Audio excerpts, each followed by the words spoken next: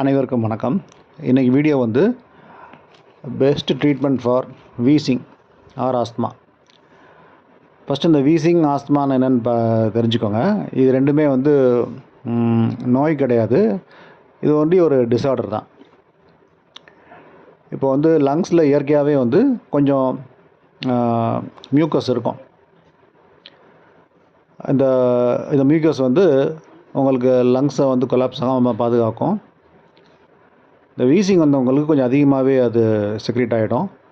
அந்த லங் பேசேஜும் கொஞ்சம் ஸ்பேசம் ஆகிடும்.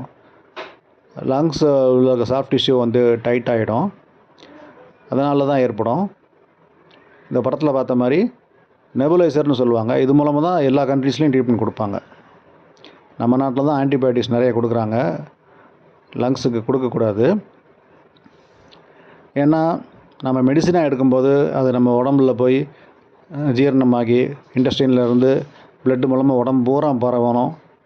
அது தேவையில்லாது. டைரெக்டாக வந்து நம்ம இந்த படத்தில் பார்த்துருக்க மாதிரி இந்த இன்ஹேலர் யூஸ் பண்ணோம்னா அது லங்ஸுக்கு மட்டுமே ரீச் ஆகிடும், ரொம்ப குயிக்காகவும் ரீச் ஆகும்.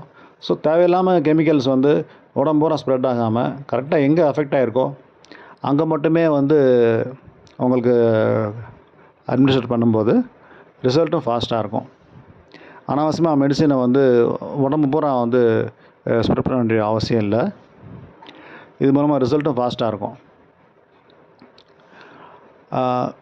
இந்த நெபுலைசர் வந்து டாக்டர் சொல்கிற மாதிரி அந்த டோசேஜ் கண்டிப்பாக எடுத்துக்கிட்டு அப்புறம் தேவைப்படும் போது அதை திரும்ப பயன்படுத்திக்கோங்க.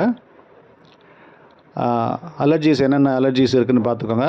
ஒரு சிலருக்கு டஸ்ட்டு பிடிக்காது, அந்த அலர்ஜிஸ் அவாய்ட் பண்ணிக்கோங்க. இதை விட பெஸ்ட் ட்ரீட்மெண்ட் ஒன்று இருக்குது அப்படின்னா அது அக்குபஞ்சர். இது சைனீஸ் ட்ரீட்மெண்ட். சின்ன சின்ன அந்த நீடில்ஸ் வந்து குத்துவாங்க. அது எந்த ஒரு வலியும் இருக்காது. ஏன்னா அது அவ்வளோ ரொம்ப ரொம்ப தின்னான நீடில். அது அவங்க சில எனர்ஜி சேனல்ஸை வந்து ரெகுலரைஸ் பண்ணுவாங்க. இது மூலமாக ரிசல்ட்டு ரொம்ப ஃபாஸ்ட்டாக இருக்கும்.